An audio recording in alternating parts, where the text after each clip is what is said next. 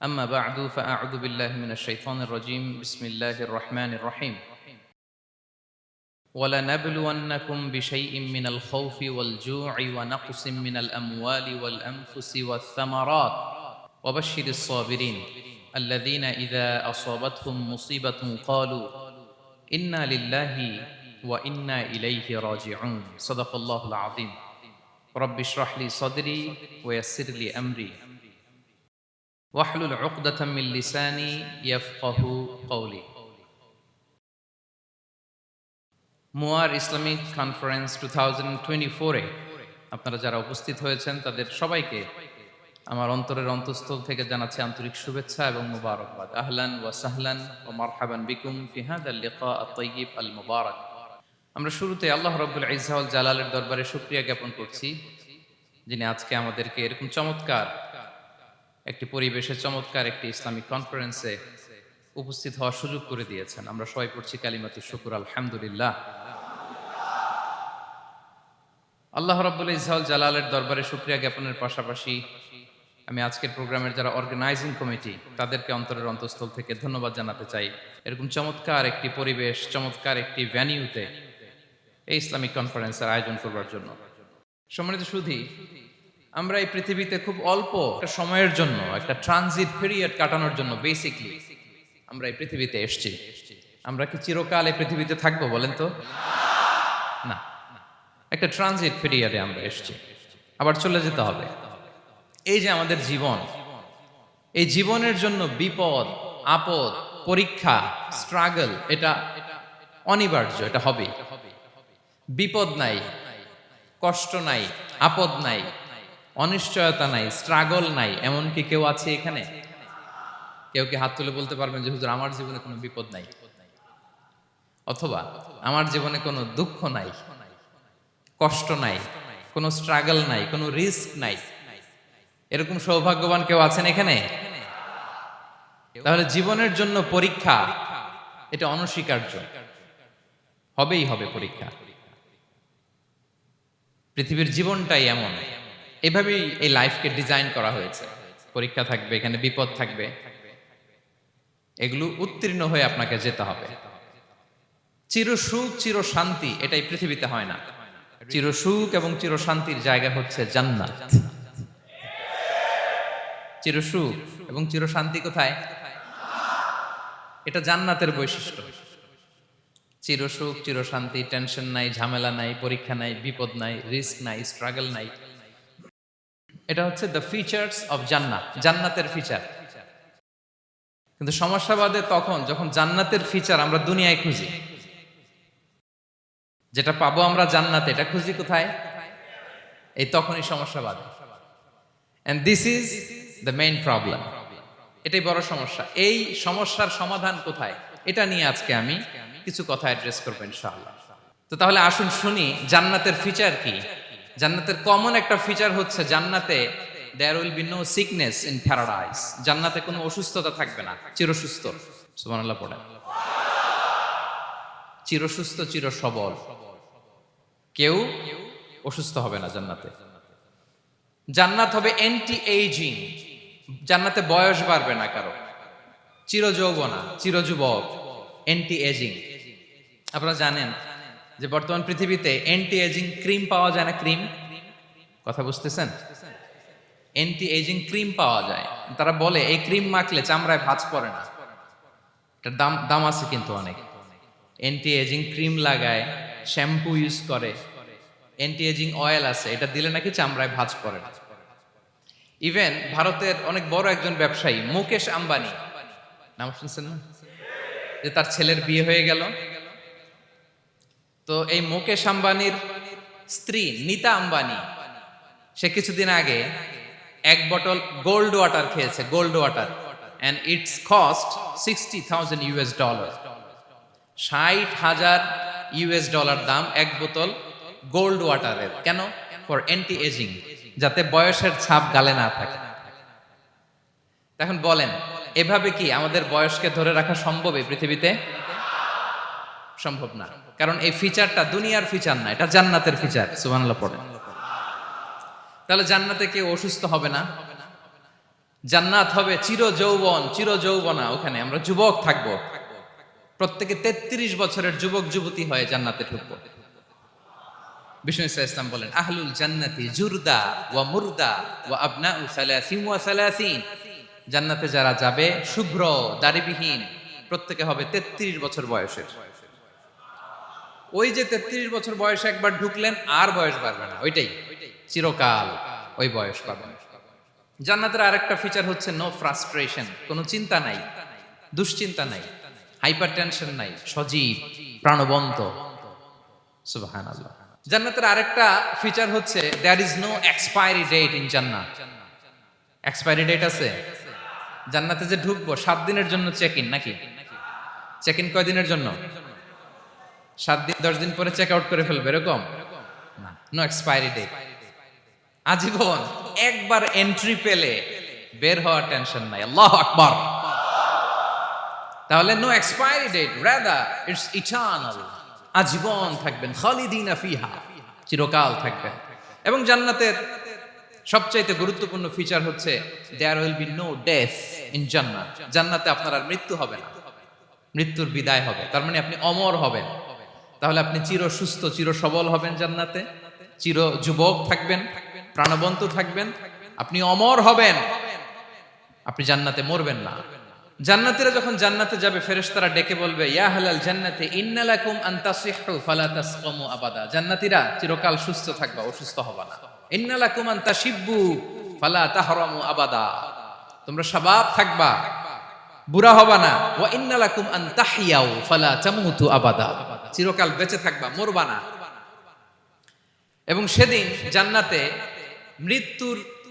মৃত্যু দেয়া হবে, মৃত্যু দেয়া হবে। ইউতাল মাউতু বিকাবশিন আমলাহ, একটা ছাগলের আকৃতিতে মৃত্যুকে আনা হবে। ফায়ুযবাহুল মাউত, মৃত্যুকে জবাই দেয়া হবে। এবার জান্নাতীরা তাকিয়ে থাকবে, ফেরেশতারা বলবে, ইয়া আহলাল জান্নাতি খুলুদুন ফালা মাউত, হে জান্নাতীরা চিরকাল এই জান্নাতে থাকবে। তাহলে জান্নাতের ফিচার পাইছেন? এখন কোন বোকা যদি এই ফিচার দুনিয়ায় খোঁজে, পাবে? পাবে না, কারণ দুনিয়ার ফিচার আলাদা। দুনিয়ার ফিচার কি? এই দুনিয়াতে বিপদ আসবে, কষ্ট আছে দুনিয়াতে, হতাশা আছে, ভয় আছে, অসুস্থতা আছে, বার্ধক্য আছে, এবং এই দুনিয়ার একটা এক্সপায়ারি ডেট আছে, আছে না? দ্য ডে ইউ ডাই, যেদিন আপনি মারা যাবেন, এটা আপনার এক্সপায়ারি ডেট, চলে যেতে হবে, চলে যেতে হবে। এই পৃথিবীতে মৃত্যুর অস্তিত্ব আছে, সবকিছু থমকে দিয়ে, আপনাকে চমকে দিয়ে মৃত্যু চলে আসবে, ঠিক কিনা বলেন? তাহলে এগুলো হচ্ছে দুনিয়ার ফিচার। এই দুনিয়াতে বিপদ আপদ, কষ্ট, ঝুঁকি, স্ট্রাগল, বার্ধক্য, অসুস্থতা, এগুলো নিয়ে আমাদেরকে টিকে থাকতে হয়। এটা দুনিয়ার ফিচার, মিলায় ফেললে হবে না। জান্নাতের ফিচার একটা, দুনিয়ার ফিচার আরেকটা। দুনিয়াতে কষ্ট থাকবে, বিপদ আপদ থাকবে। এই দুনিয়ার ফিচারটা আল্লাহ তাআলা কোরআনের একটা আয়াতে খুব চমৎকার ভাবে উল্লেখ করেছেন, সেটা দিয়েই আমি আলোচনা শুরু করেছি। আল্লাহ তাআলা ইরশাদ করছেন, ওয়ালা নাবলুওয়ান্নাকুম বিশাইইম মিনাল খাউফি ওয়াল জুই ওয়া নাকসিম মিনাল আমওয়ালি ওয়াল আনফুসি ওয়াস সামারাত ওয়া বাশশিরিস সাবিরিন। আল্লাহ তাআলা বলছেন, অবশ্যই অবশ্যই আমি তোমাদেরকে পরীক্ষা করব, ভয় দিয়ে, ক্ষুধা দিয়ে, সম্পদের ঘাটতি দিয়ে, আতঙ্ক দিয়ে, প্রাণনাশ দিয়ে, ফল ফসলের হানি দিয়ে পরীক্ষা করব। কিন্তু এই পরীক্ষায় যারা উত্তীর্ণ হবে, যারা সবর ইখতিয়ার করবে, ওয়াবাশশিরিস সাবিরিন, ধৈর্যশীলদের জন্যই হচ্ছে সুসংবাদ। আলহামদুলিল্লাহ পড়ে। তাহলে সম্মানিত সুধী, আমরা বুঝতে পারলাম এই পৃথিবীর ফিচার হচ্ছে এখানে বিপদ থাকবে, বিপদ ছাড়া কেউ থাকবে না। স্ট্রাগল থাকবে, কষ্ট থাকবে, ঝুঁকি থাকবে, রিস্ক থাকবে, এবং নানা ধরনের বিপদ আপদ দিয়ে আল্লাহ তাআলা আমাদেরকে পরীক্ষা করবেন। এটা মাস্ট, এটা আমাদের মাইন্ডসেটে নিয়ে নিতে হবে, মাইন্ডসেটে এটা ক্লিয়ার থাকতে হবে। চিরসুখ চির শান্তি এই দুনিয়াতে মিলবে, কোথায় মিলবে তাহলে? এটা তাহলে বিপদ আসবেই, আপদ আসবেই, পরীক্ষা থাকবেই আমাদের জীবনে। তবে ইন্টারেস্টিংলি মজার বিষয় হচ্ছে, পরীক্ষাটা এক একজনের এক এক রকম। পুরো পৃথিবীটা একটা পরীক্ষা ক্ষেত্র, কিন্তু কারো প্রশ্নপত্রের সাথে কারো প্রশ্নপত্রের কোনো মিল নাই। সুবহানাল্লাহ। আমার পরীক্ষা একরকম, আপনার পরীক্ষা আরেক রকম, ওই ভাইয়ের পরীক্ষা আরেক রকম, ওনারটা আরেক রকম। সবাই পরীক্ষার্থী, সবাই পরীক্ষার্থী, কিন্তু কারো প্রশ্নপত্রের সাথে কারো প্রশ্নপত্রের কোনো মিল নাই। কারোর জন্য পরীক্ষা হচ্ছে সে খুব অসুস্থ, প্রচন্ড অসুস্থতা, তার জন্য পরীক্ষা। ক্যান্সারের রোগী, দুরারোগ্য ব্যাধি, ডক্টর বলছে 4th স্টেজে চলে আসছে, কয়েক মাস বাঁচতে পারে, এটা তার জন্য পরীক্ষা। আবার কারো দেখবেন যে খুব একটা অসুস্থতা নাই, অসুস্থতার ঝামেলা নাই, কিন্তু তার দারিদ্রতা আছে, তার আর্থিক অনটন, এটা তার জন্য পরীক্ষা। আবার কারো দেখবেন অসুস্থতাও নাই, দারিদ্রতাও নাই, তার দাম্পত্য জীবনের সমস্যা আছে না নাই? অনেকের দেখবেন এগুলো কোনোটাই সমস্যা না, তার ছেলে কথা শোনে না, মাদকাসক্ত। আহা, মাদকাসক্ত, রিহ্যাবে পাঠায়, আবার আসে, আবার গাঁজা খাওয়া শুরু করে, আছে না নাই বলেন? দেখেন তার পরীক্ষাটা আবার আলাদা। অনেকের দেখবেন মেয়ে বাবার কথা শোনে না। আবার অনেকের দেখবেন যে ব্যবসায় সমস্যা, লসের পর লস, লাভ উঠাতে পারে না। তাহলে পরীক্ষা ছাড়া, বিপদ আপদ ছাড়া দুনিয়াতে কেউ নাই, কেউ নাই প্রিয় ভাইরা। এটা আমাদের মাথায় রাখতে হবে। পরীক্ষা আপনাকে দিতেই হবে, পরীক্ষা দিয়ে দিয়েই নিজেকে প্রমাণ করতে হবে। আর এক একজনের পরীক্ষাটা এক এক রকম, কারো পরীক্ষার সাথে কারো পরীক্ষার কোনো মিল থাকবে না। তো মাঝে মাঝে আমরা এটা ভুলে যাই। আল্লাহ তাআলা কালামে পাকে রিমাইন্ডার দিয়ে আমাদেরকে স্মরণ করিয়ে দিতে চান যে এই পৃথিবীতে আসলে তোমরা এসেছো পরীক্ষা দিতে। এটাই জীবনের বড় বাস্তবতা। আমাদের জীবনে যত হতাশা, আমাদের জীবন নিয়ে যত অভিযোগ, আমাদের মনে যত কষ্ট, আমাদের হৃদয়ের ভেতরে যত অস্থিরতা, তার মূলে হচ্ছে এই সমস্যা যে আমরা ভুলেই গেছি আমরা পরীক্ষা দিতে আসছি। এটা যদি ভুলে না যান, এটা যদি আপনার মাইন্ডসেটে থাকে যে পুরো জীবনটা একটা পরীক্ষা, তাহলে দেখবেন কোনো কিছু আপনাকে কাবু করতে পারবে না। আপনি হতাশ হবেন না, জীবন নিয়ে আর অভিযোগ থাকবে না, আপনি ভেঙে পড়বেন না, সব অভিযোগ হতাশা দূর হয়ে যাবে। তার মানে বুঝতে পারলাম পরীক্ষা আপনাকে দিতেই হবে। পরীক্ষা দেয়া ছাড়া এই পৃথিবী থেকে চলে যাওয়ার কোনো চান্স বা সুযোগ আমাদের কারো নেই। সূরাতুল আনকাবুতে আল্লাহ তাআলা এই কথাটা আরো চমৎকার ভাবে বলেছেন। আল্লাহ তাআলা ইরশাদ করছেন, আহাসিবান নাসু আইয়ুতরাকু আইয়াকুলু আমান্না ওয়া হুম লা ইফতানুন ওয়ালাকাদ ফাতান্নাল্লাযীনা মিন ক্বাবলিহিম ফালা ইয়া'লামান্নাল্লাহু আল্লাযীনা সাদাকু ওয়ালা ইয়া'লামান্নাল কাযিবিন।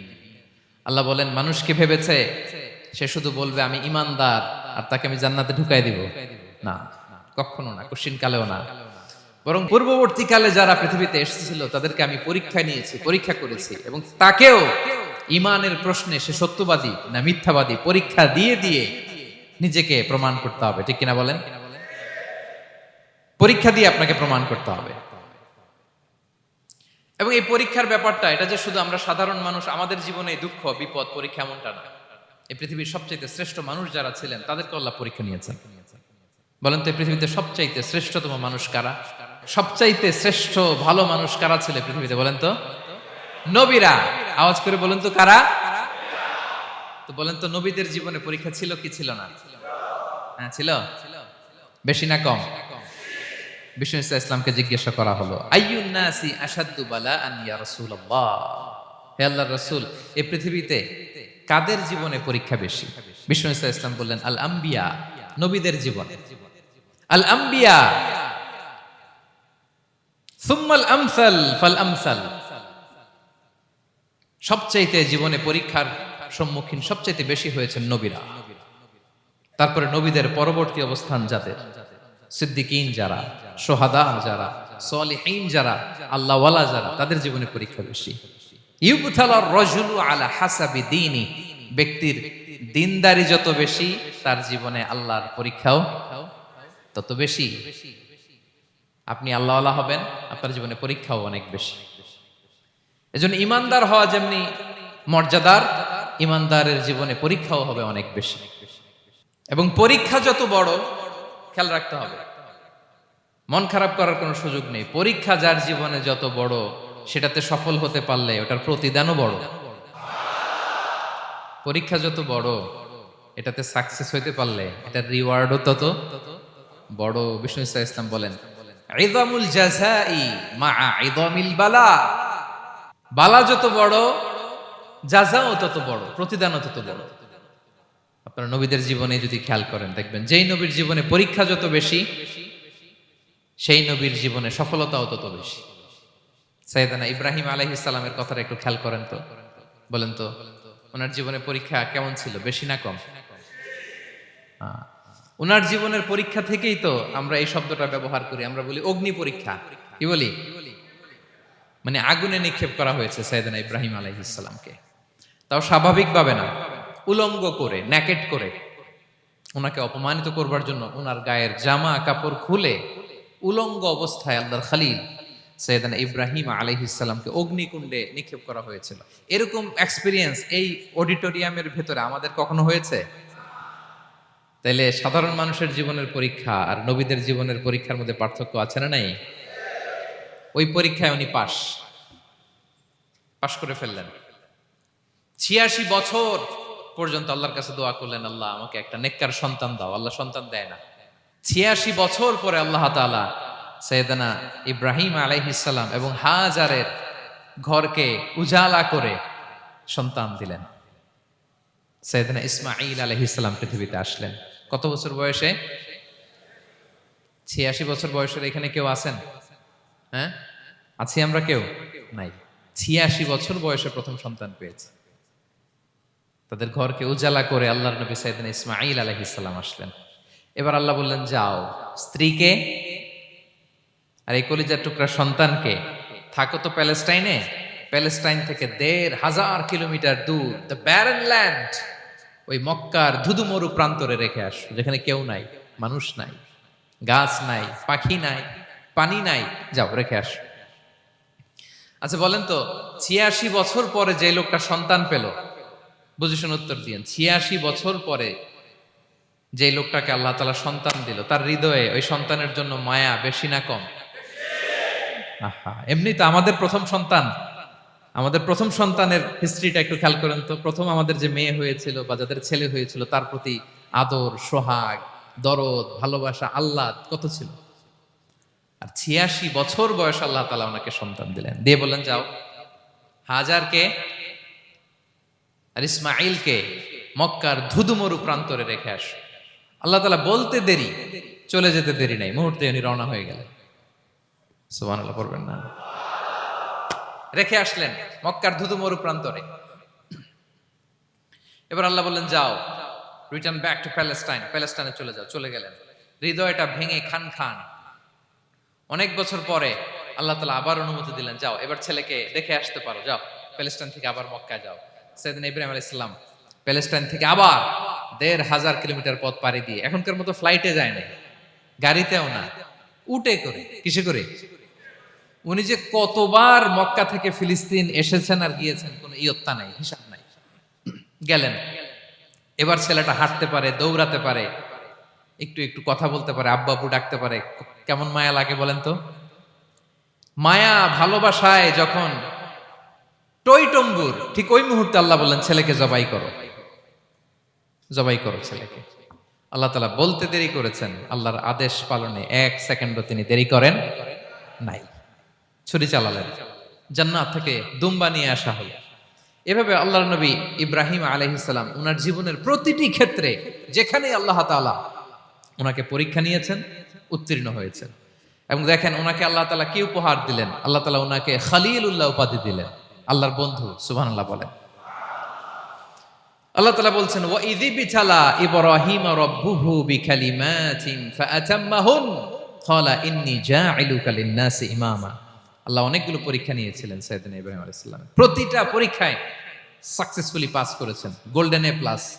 আল্লাহ বলেন, ইন্নী জাঈলুকা লিন-নাসি ইমামা, I'm gonna make you the leader for the entire human being. I'm gonna appoint you as a leader for the entire universe. গোটা বিশ্বের জন্য, গোটা মানবতার জন্য আমি তোমাকে লিডার বানায় দিলাম। ইযামুল জাযাই মা ইযামিল বালা। পরীক্ষা যত বড়, ওই পরীক্ষায় পাশ করলে ওইটার ফলাফল ও প্রতিদানও বড়। তাহলে দেখেন প্রিয় ভাইয়েরা, সাইয়েদনা ইব্রাহিম আলাইহিস সালামের জীবনে পরীক্ষার কোনো শেষ ছিল না। আমি আপনি কোথায়? আল্লাহর খালিলের জীবনে যদি এত পরীক্ষা থাকতে পারে, আমি আপনি কোথায় বলেন তো? এবার বলেন, সাইয়েদনা মূসা আলাইহিস সালাম, ওনার জীবনে তো কোনো পরীক্ষা টরীক্ষার ছিল না। হ্যাঁ, গুণে শেষ করতে পারবেন? জন্মটাই তো হয়েছে পরীক্ষার মধ্য দিয়ে। মিশরের ছেলে সন্তান হইলেই ফেরাউন বলছে জবাই করো। ওনার মা এরকম সিন্ধুকে করে ভাসায় দিলেন নীল নদীতে। আল্লাহু আকবার! কি একটা রোমাঞ্চকর পরিস্থিতির মধ্য দিয়ে আল্লাহ তাআলা ওনাকে বাঁচালেন। সুবহানাল্লাহ। জন্মই হয়েছে পরীক্ষার মধ্য দিয়ে।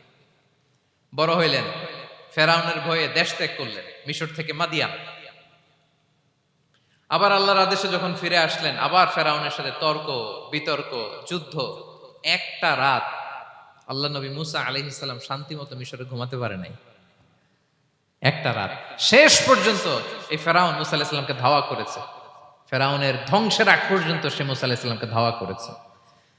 তার মানে মুসা আলাইহিস সালাম এই বিপদ আপদ পরীক্ষা এগুলো থেকে মুক্তি পান নাই। এবার বলেন ঈসা আলাইহিস সালামের কথা। ওনার জীবনে তার পরীক্ষা ছিল না? কি পরীক্ষা ছিল? হ্যাঁ, আল্লাহু আকবার। Same scenario goes to the biography of every messenger in the world. পৃথিবীর সব নবীর ক্ষেত্রে একই ঘটনা ঘটেছে। সাইয়েদনা ঈসা আলাইহিস সালাম দাওয়াত যখন দিলেন, ওনার বিরোধিতা শুরু হলো, ওনাকে হত্যার ষড়যন্ত্র হলো। ইভেন কি ওনাকে মারার জন্য বনি ইসরায়েলেরা উদ্ধত হলো, জানে বাঁচবার জন্য পালালেন। এক ঘরে ঢুকলেন, চারদিক দিয়ে ঘেরাও করলো। উনি দরজা জানালা লাগাই দিলেন।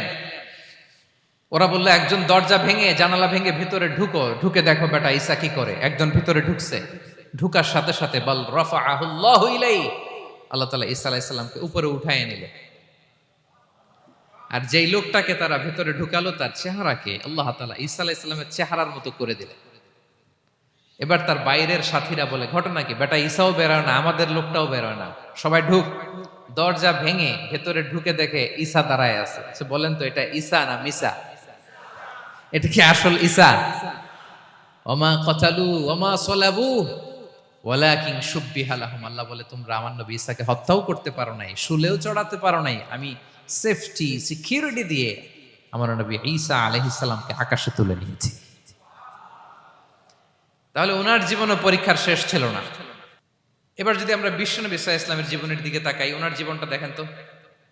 আমাদের পেয়ারা নবী বিশ্বনবী মুহাম্মদুর রাসূলুল্লাহ সাল্লাল্লাহু আলাইহি ওয়াসাল্লাম, ওনার জীবনে কি স্ট্রাগল ছিল? স্ট্রাগল। মাক্কি জীবনের কথা যদি একটু খেয়াল করেন, দেখেন তো 3 বছর শিয়াবে আবি তালেবে জেল খেটেছেন, না খেয়েছিলেন। ওনার বংশের লোকেরা প্রথমে ছাগল খেয়েছে, ছাগলগুলো যখন শেষ, ছাগলের চামড়াগুলো শুকিয়ে ওইটা খাইছে। গাছের পাতা ছাল এগুলো খেয়ে খাবারের অভাবে বেহুশ হয়ে পড়ে থাকতো তারা। না খেয়ে কয়দিন ছিলেন আপনি? আমি কয়দিন ছিলাম না খেয়ে? মনেই তো পড়ে না, না খেয়েছিলাম কিনা কোনোদিন। এ হচ্ছে মাক্কি জীবন। মেন্টালি প্রেসার দেয়া হয়েছে। বিশ্বনবীর চাচা আবু লাহাব, তার 2 ছেলে উতবা আর উতাইবা, এদের সাথে বিয়ে দিয়েছিলেন 2 মেয়ের। যখন দাওয়াত দেওয়া শুরু করলেন, 2 মেয়েকে ডিভোর্স দিয়ে দিল। দেখেন, একটা বাবার জন্য প্রাপ্তবয়স্কা মেয়েকে যখন উঠায় নেয়ার আগে ডিভোর্স দেয়, তার মানসিক অবস্থাটা কেমন থাকে বলেন? মেন্টালি প্রেসারাইজ করা হয়েছে, ফিজিক্যালি হ্যারাস করা হয়েছে। বিষ্ণু সাল্লাল্লাহু আলাইহি ওয়াসাল্লাম যখন নামাজে দাঁড়াতেন, উটের পচা নারী ভুঁড়ি বিষ্ণুনবীর কাঁধে চাপিয়ে দেওয়া হতো। আপনার জীবনে এরকম ঘটছে কখনো? আপনি নামাজ পড়তেছেন, উটের পচা নারী ভুঁড়ি আপনার কাঁধে চাপিয়ে দেওয়া হয়েছে। কয়দিন হয়েছে এরকম? কয়দিন হয়েছে? হ্যাঁ, তারপরেও তো আলহামদুলিল্লাহ বেরোয় না মুখ দিয়ে। কেমন আছেন হুজুর? কোয়েন না, বেশি একটা সুবিধার না, তাই না? বেশি একটা একটু মিলাবেন। কতটুকু পরীক্ষা আমরা দিয়েছি। তায়েফে গেলেন বিশ্বনবী, তায়েফে গেছিলেন জমির বায়না দিতে, তাই না? জমি কিনবে তায়েফে। তায়েফবাসীদেরকে জাহান্নামের আগুন থেকে বাঁচাতে গিয়েছিলেন, নিজের জন্য না। সেখানে তায়েফের ছেলেরা পাথর মেরেছে বিষ্ণু ইসলামের গায়ে। এত শুভ্র দেহ ছিল, চেহারা ছিল, বিষ্ণুবীর গা দিয়ে ঝরঝর করে রক্ত ঝরেছে। ফিজিক্যাল হ্যারাসমেন্টের শিকার হয়েছেন বিষ্ণু ইসলাম। যখন যেদিন বিষ্ণু ঈসা ইসলামকে হত্যার ষড়যন্ত্র করা হলো, আল্লাহ তাআলার আদেশে তিনি মক্কা থেকে মদিনায় হিজরত করলেন। মদিনাতে যে একটা রাত সপ্তম হিজরির আগ পর্যন্ত শান্তিতে ঘুমাতে পারেন নাই। তিন দিকে তিন ইহুদি বসতি, বনু কাইনুকা, বনু নদীর, বনু কুরাইজা। আহা, খাওয়ার মধ্যে বিষ মিশিয়ে দেয়া হয়েছিল বিষ্ণু ঈসা ইসলামের। বাজুর, খাসির বাজুর রান পছন্দ করতেন। এক ইহুদি মহিলা বিষ্ণু ঈসা ইসলামের ওই রানের মধ্যে বিষ মিশিয়ে দিয়েছিল। ওই বিষের যন্ত্রণায় মৃত্যুর আগ পর্যন্ত বিশ্বনবী কাতরাতেন, এবং উনি ইন্তেকালের সময় ওই বিষের ব্যথা যন্ত্রণাতে ইন্তেকাল করেছেন। বিশ্বনবীর ইন্তেকালটা শাহাদাতের ইন্তেকাল ছিল। বিষ্ণু ঈসা ইসলাম বলেছেন, ওই যে খায়বার এলাকার ওই মহিলা যে আমার খাবারে বিষ মিশিয়েছিল, সেই বিষের যন্ত্রণা, বেদনা, কষ্ট আমি অনুভব করছি। খেয়ে না খেয়ে দিন প্রচারের কাজে নিজেকে দিয়েছ বিলিয়ে, তায়েফের কাফিরেরা চিনল না সে আলো, দুষ্ট ছেলেদের পিছু দিল লেলিয়ে, পাথরের আঘাতে ক্ষত বিক্ষত হয়ে সারা শরীর থেকে রক্ত ঝরে। হে রাসূল তোমাকে ভুলি আমি কেমন করে, হে রাসূল তোমাকে ভুলি আমি কেমন করে। হাজার ব্যথা বেদনার পরে ফিরে আসনি তুমি আপন ঘরে, দিনের আলো তুমি ছড়িয়ে দিতে চলে গেলে মদিনায় মক্কা ছেড়ে। হে রাসূল তোমাকে ভুলি আমি কেমন করে, হে রাসূল তোমাকে ভুলি আমি কেমন করে। ঠিক কিনা বলেন? একটা রাত শান্তিতে শান্তির ঘুম তিনি দিতে পারেন নাই। প্রিয় ভাইরা, তাহলে আমরা কি বুঝলাম? বিশ্বনবীর জীবনও পরীক্ষা ছিল কি ছিল না? আমাদের উপায় আছে? আমরা বাঁচতে পারবো এই বিপদ আপদ পরীক্ষা ঝঞ্ঝাল থেকে? বাঁচতে চাইলেও বাঁচতে পারবো? পারবো না। ইমাম মালিক আলাইহি রাহমা নাম শুনেছেন? ইমাম মালিক, ওনার জ্ঞান থেকে লাখো লাখো মানুষ উপকৃত হয়েছে, কোটি কোটি মানুষ উপকৃত হয়েছে। মদিনার রাস্তায় রশি দিয়ে ওনাকে টেনে হিচড়ে এক এলাকা থেকে আরেক এলাকায় নিত জালেম বাদশারা। ইমাম মালিক আলাইহি রাহমা। ইমাম আহমদ ইবনে হাম্বল, ওনাকে বেত্রাঘাত করা হতো, চাবুক দিয়ে পেটানো হতো। আমাদের মাযহাবের ইমাম আল ইমাম আল আযম আবু হানিফা আলাইহি রাহমা, ওনাকে কারাবন্দী করা হয়েছিল।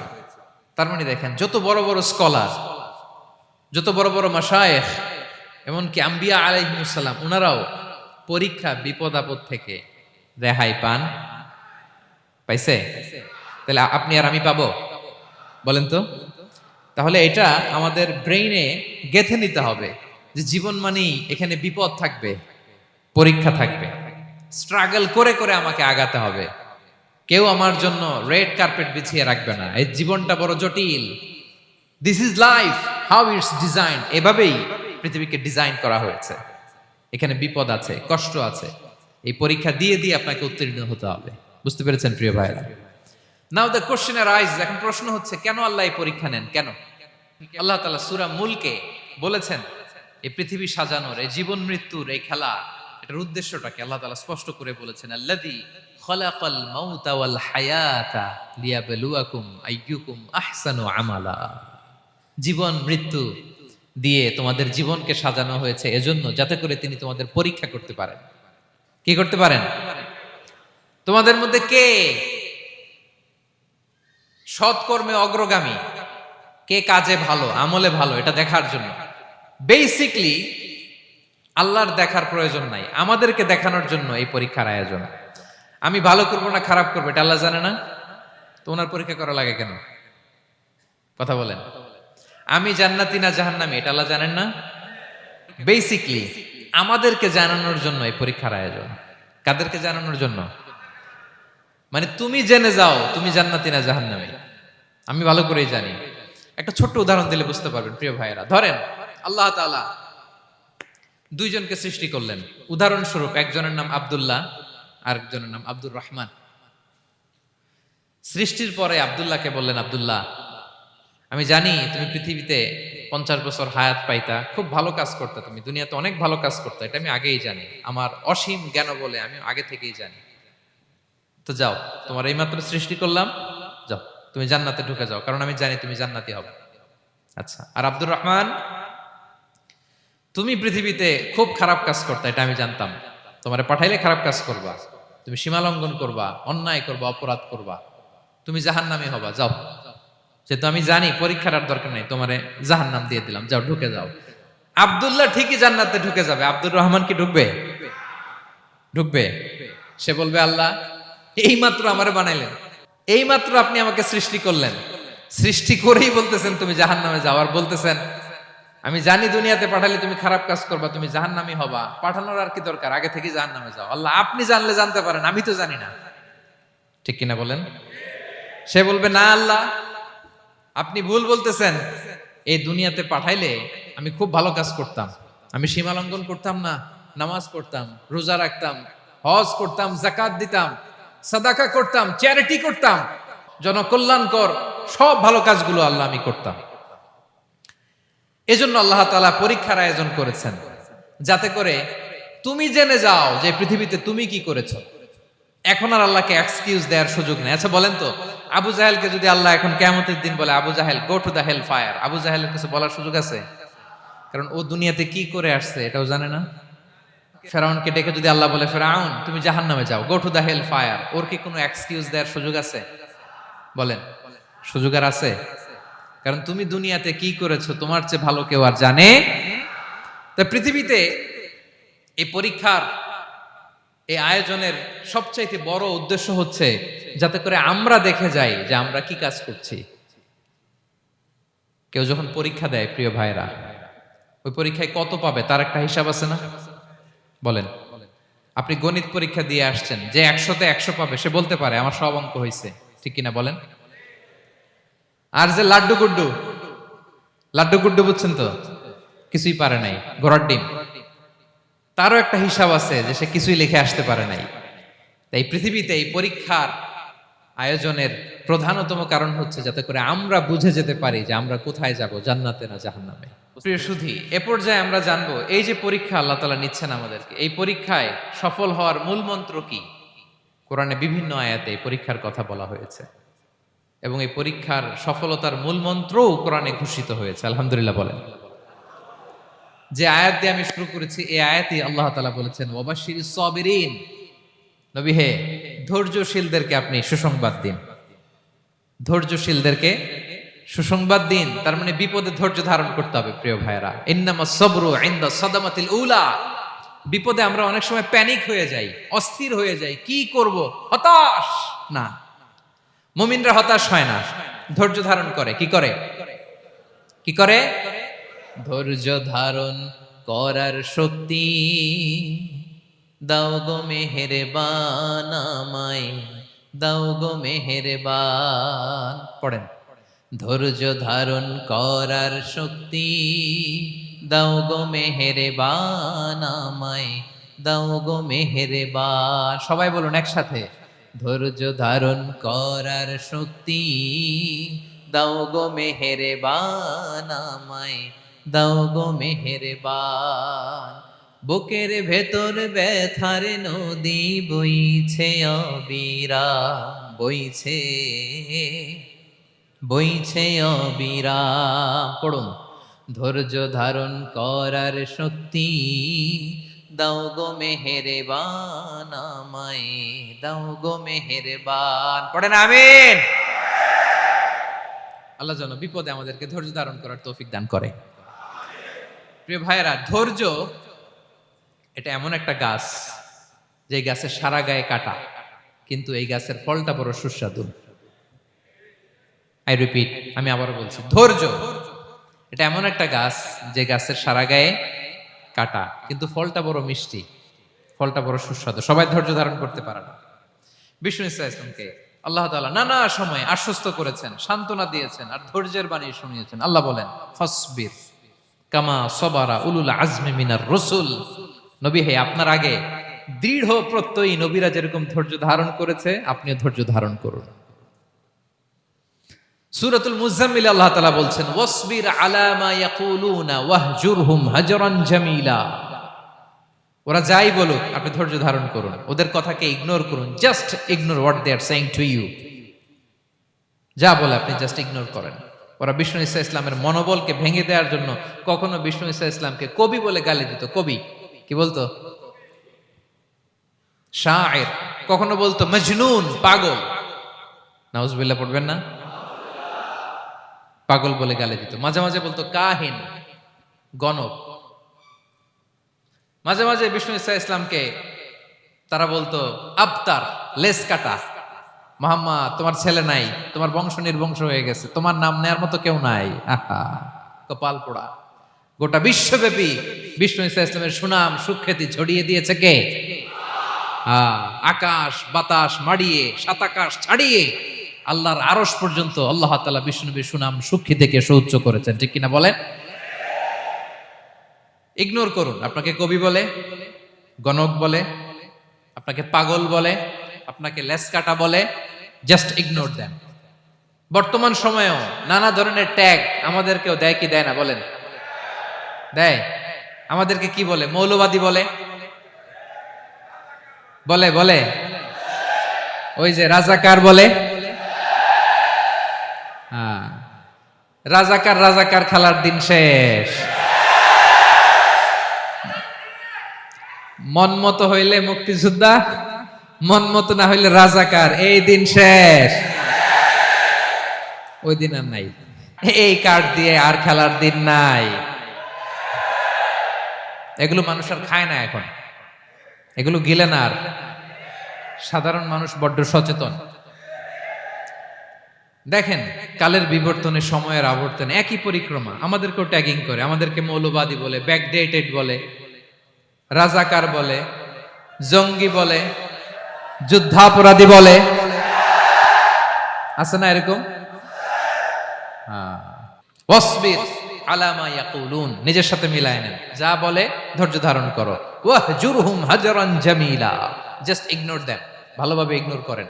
খালাস, সালাম দিয়ে কেটে পড়েন। তাহলে প্রিয় ভাইরা, এই বিপদ আপদ আমাদের পিছু ছাড়বে না, পিছু ছাড়বে না। নবীদের পিছু ছাড়ে নাই, আমরা কোথায়? আমরা আর কি? বিপদ আমাদেরকে ধৈর্য ধারণ করতে হবে, মনোবল হারাইলে হবে না। দেখেন বিশ্বনবী কিভাবে আপনাদেরকে সান্ত্বনা দেয়। বিশ্বনবী বলেন, আজাবান লি আমরিল মুমিন, মুমিনের ব্যাপারটা বড় আশ্চর্যজনক। ফাইন্না আমরাহু কুল্লাহু লাহু খাইর, মুমিনের জীবনে যা ঘটে সবটাই খাইর, সবটাই কল্যাণ। ইন আসাবাতহু সাররাউ শাকারা ফাকানা খাইরাল্লাহ ওয়া ইন আসাবাতহু দাররাউ সাবারা ফাকানা খাইরাল্লাহ। মুমিনের জীবনে যদি সুখ আসে তাহলে মুমিন শুকরগুজার হয়, এটা তার জন্য ভালো। আর যদি মুমিন জীবনে দুঃখ আসে তাহলে সে সবর ইখতিয়ার করে, এটাও তার জন্য ভালো। সুবহানাল্লাহ। তাহলে দেখেন, আমরা হয় সুখে থাকি নয় দুঃখে থাকি, ঠিক কিনা বলেন? তাহলে সুখের সময় আমরা শুকর করি, কি করি? শুকরগুজার হই। শুকরিয়া করাও একটা ইবাদত, শুকরিয়া করাও কি? আর দুঃখের সময় আমরা সবর করি, সবর করাটাও একটা। তাহলে আমাদের পুরো জীবনটাই ইবাদত, পুরো জীবনটাই। সুখের সময় শুকর আর দুঃখের সময় সবর। আওয়াজ করে বলেন, সুখের সময় শুকর আর দুঃখের সময়। এই দুই ইবাদত মুমিন জীবনে চলমান, কন্টিনিউয়াস, একটা উইন উইন সিচুয়েশন। কি বলেন? উইন উইন হয়ে গেল না? যেই পরিস্থিতিতেই থাকে আমাদের জন্য লাভ। আল্লাহু আকবার। তাহলে প্রিয় ভাইরা, এটাই জীবনের বাস্তবতা। সবর আমাদেরকে ইখতিয়ার করতে হবে, হতাশ হওয়া যাবে না। অনেকে আমরা অল্পতে হতাশ হই। এই যে আমরা ধৈর্য ধারণ করছি, এর ফল পাচ্ছি না। দীর্ঘ দেড় দশক ধরে ধৈর্য ধারণ করছেন না আপনারা?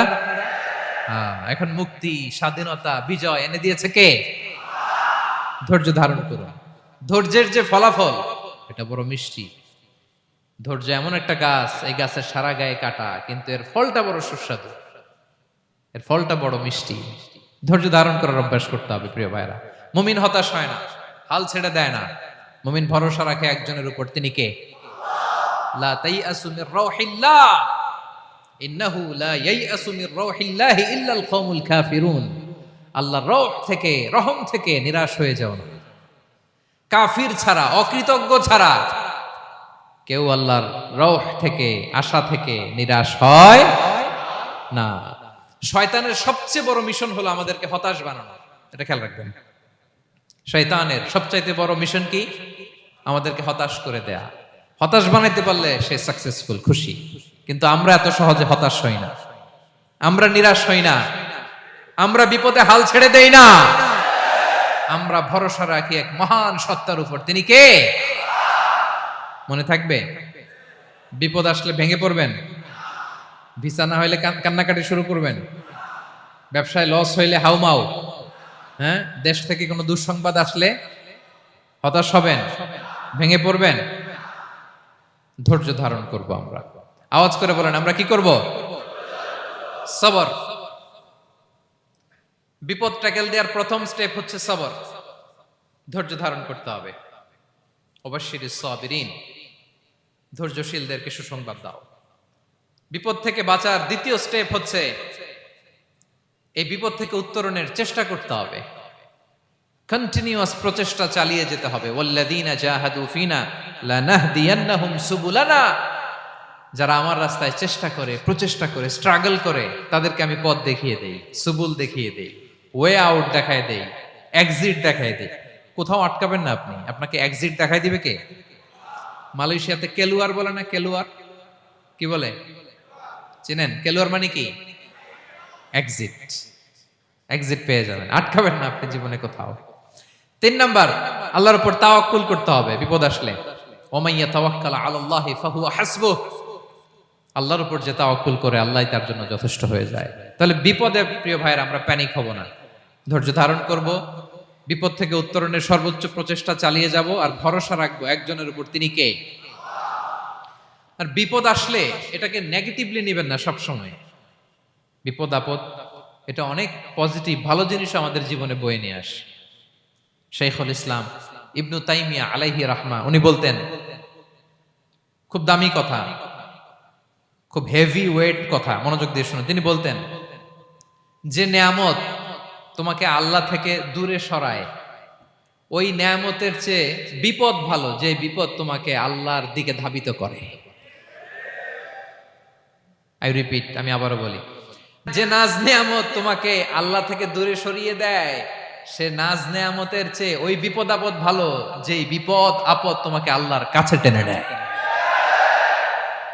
তাহলে বিপদ আপদ আসলে আপনি হতাশ হবেন? আর কখনো দুঃখ করবেন? মোয়ারের ভাইয়েরা, আর মন খারাপ করবেন? আপনি খেয়াল করে দেখেন, বিপদ আসলে আমরা আল্লাহরে ডাকি বেশি। যখন অসুস্থ আপনি খেয়াল করেন তো, আল্লাহ আল্লাহ, তুমি ছাড়া বাঁচানোর কেউ নাই, আল্লাহ আল্লাহ তুমি হেফাজত করো, আল্লাহ তুমি সুস্থ করে দাও। যখন লাইফ থ্রেট, দেখেন আপনি গুম হয়ে যেতে পারেন, আপনার কারাবন্দি করতে পারে, এরকম একটা বিপদের মধ্যে আছেন, তখন খেয়াল করেন তো আল্লাহর সাথে আপনার কানেক্টিভিটি, রিলেশনশিপটা কতটা ডেভেলপ হয়।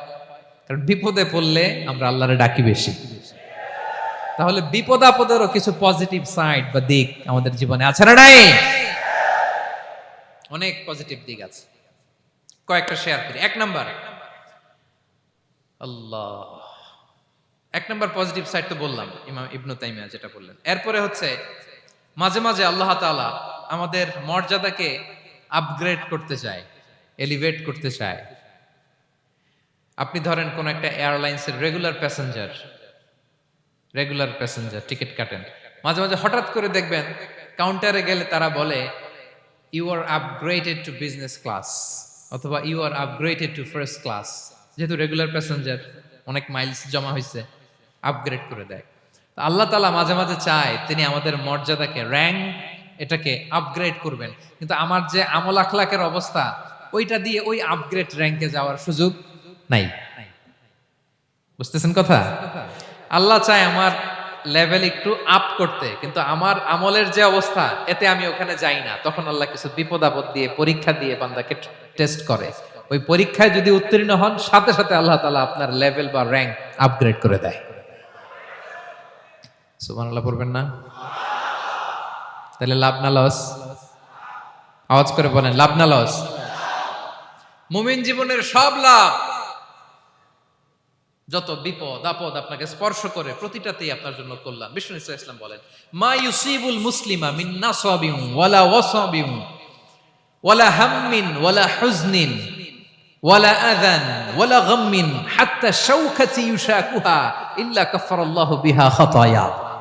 আপনার জীবনে যত দুঃখ, যত যন্ত্রণা, যত টেনশন, যত অ্যাংজাইটি, যত ইনজুরি, এমনকি গোলাপ ফুল পাড়তে যে ওখানে যে কাঁটা বাঁধছে, বরই খেতে যে বরই গাছে ওঠার পর যে একটা কাঁটা বিঁধছে আপনার হাতে, এর কারণে আল্লাহ তাআলা আপনার গুনাহ মাফ করে দেয়। সুবহানাল্লাহ। তাহলে বিপদ আপদ দিয়ে আল্লাহ বান্দার মর্যাদাকে আপগ্রেড করে। বিপদ আপদে ফেলে আল্লাহ তাআলা বান্দার পাপ মোচন করে। বিপদ আপদ দিয়ে আল্লাহ তাআলা বান্দার শাস্তি মওকুফ করে। এমন পাপ করছেন এটার জন্য শাস্তি বরাদ্দ হয়ে গেছে, কিন্তু আল্লাহ তাআলা ওই শাস্তি থেকে মাঝে মাঝে আপনাকে বাঁচাতে চায়, তখন কিছু বিপদ দিয়ে বান্দারে পরীক্ষা করে। উত্তীর্ণ হলেই আল্লাহ তাআলা ওই শাস্তিকে মওকুফ করে দেয়। তাহলে আসুন সামারি করি, পুরো আলোচনাটার সামারি করি। এক নম্বর সামারি হচ্ছে বিপদ আপদ, পরীক্ষা, স্ট্রাগল, কষ্ট, এটা সুন্নাতুল্লাহি ফিদ দুনিয়া। এই দুনিয়ায় আল্লাহর সুন্নাত, এর বাইরে কেউ যেতে পারে না। ইভেন নট দ্য মেসেঞ্জার্স, নবীরাও না। আজকের আলোচনায় শুনছেন না নবীদের জীবন দিয়ে কি গেছে, ups and downs, test and trial, নবীরাও না। তাহলে এটা আমাদের মাইন্ডসেটের সাথে সেট আপ করে নিতে হবে যে অতীতে, বর্তমানে, ভবিষ্যতে বিপদ আপদ মুক্ত এই পৃথিবীতে কেউ থাকবে না। পারবেন? হ্যাঁ, এটা মাইন্ডসেটে নিয়ে নিতে হবে যে এটাই জীবন, বিপদ আপদ দিয়ে আল্লাহ পরীক্ষা করবেন। এটাই পৃথিবী। চির সুখ চির শান্তি এই পৃথিবীতে খুঁজলেই পাওয়া যায় না। শুরুতে বলছিলাম না, চির সুখ চির শান্তি। বলেন তো এটা কি দুনিয়ার ফিচার না জান্নাতের ফিচার? জান্নাতের ফিচার দুনিয়ায় খুঁজলে পাওয়া যাবে? যাবে না। তাহলে আজকের আলোচনার এক নাম্বার লেসন হচ্ছে বিপদ আপদ এটা সুন্নাতুল্লাহি ফিদ দুনিয়া। এই দুনিয়া আল্লাহর সুন্নাত, এটা থেকে মুক্তি পাওয়ার কোনো সুযোগ নাই, নবীরাও পায় নাই। দুই নাম্বার লেসন, বাঁচার যেহেতু সুযোগ নাই, we have to face it with patience, intellect and tawakkul. বিপদে অস্থির হওয়া যাবে না, এটাকে ফেস করতে হবে উইথ পেশেন্স, ধৈর্যের সাথে। বিপদ আমরা মোকাবেলা করব কিসের সাথে? ধৈর্য। প্যানিক হবেন না, অস্থির হবেন না, ধৈর্য ধারণ করবেন উইথ ইন্টেলেক্ট। আল্লাহর দেয়া আপনার ইন্টেলেক্ট খাটিয়ে এই বিপদ উত্তরণের সর্বান্তকরণের চেষ্টা প্রচেষ্টা আপনার চালায় যেতে হবে। আর সবশেষে আত-তাওয়াক্কুল আলাল্লাহ, ডিপেন্ডিং অন আল্লাহ, ভরসা করব কার উপর? আল্লাহর উপর। পারা যাবে তো? আচ্ছা, দুইটা লেসন গেল। তিন নাম্বার লেসন হচ্ছে আমাদের ছেলে মেয়েদেরকে we have to educate our child regarding the test and trial in this দুনিয়া। দুনিয়ার এই বিপদ আপদের ব্যাপারে আমাদের ছেলে মেয়েদেরকে শেখাতে হবে, বুঝাতে হবে। ওরা ছোট মানুষ তো অস্থির হয়ে যায়, আব্বু আমার সাথে কেন এমন হয়, আমারই শুধু পেন্সিল চুরি হয়, আমারই শুধু এটা হয়, আমি পরীক্ষায় খারাপ করি, আমি ব্যথা পাই, আমার এই আমার সেই। ছোট মানুষ তো বুঝে না। ওরা বুঝাইতে হবে যে বাবা, this is the essence of life, এটাই জীবন। এটাই কি? এই লাইফ হ্যাকস গুলো তাদেরকে শেখাইতে হবে। ডোন্ট বি প্যানিক, প্যানিক হওয়া যাবে না। This is how life is design, এটাই জীবন। বিপদ আপদ আসবে, এটাকে মেনে নিতে হবে, ছেলে মেয়েদেরকে শিখাইতে হবে, তাহলে তারাও প্যানিক হবে না। পারবেন তো ইনশাআল্লাহ? আচ্ছা, 4 নম্বর লেসন হচ্ছে যেটা আমরা জানলাম, এই বিপদ আপদ সবসময় আমাদের জন্য খারাপ না। সামটাইমস ইট ব্রিংস খায়ের for us if dealt properly. ঠিকমতো বিপদকে ডিল করতে পারলে এটা আসলে আমার জন্য আখেরে কল্যাণই বয়ে নিয়ে আসে। কি বলেন, তাই না? কল্যাণ বয়ে নিয়ে আসে। সব শেষ কথা হলো আমরা যেন এই বিপদগুলোকে প্রপারলি ডিল করতে পারি, আমরা যেন সবর ইখতিয়ার করতে পারি। আল্লাহর কাছে চাইতে হবে, দোয়া করতে হবে, কারণ তৌফিক দেওয়ার মালিক কে? আল্লাহর কাছে যেন আমরা কায়মনোবাক্যে প্রার্থনা করতে পারি, আল্লাহ এই বিপদকে যেন আমরা ডিল করতে পারি উইথ সাবর, হ্যাঁ, উইথ ইন্টেলেক্ট, উইথ তাওয়াক্কুল। আসল হাতিয়ার হচ্ছে এটা, দোয়া। আল্লাহর কাছে চাইবেন, মনোযোগের সাথে চাইবেন, আন্তরিকতার সাথে চাইবেন। উদউল্লাহ ওয়া আনতুম মুখিনুনা বিল ইজাবা। বিষ্ণু বলেন এমন ভাবে চাও যেন তুমি অনেকটা কনফার্ম যে তোমার দোয়া আল্লাহ কবুল করবেনই, এমন ভাবে চাও।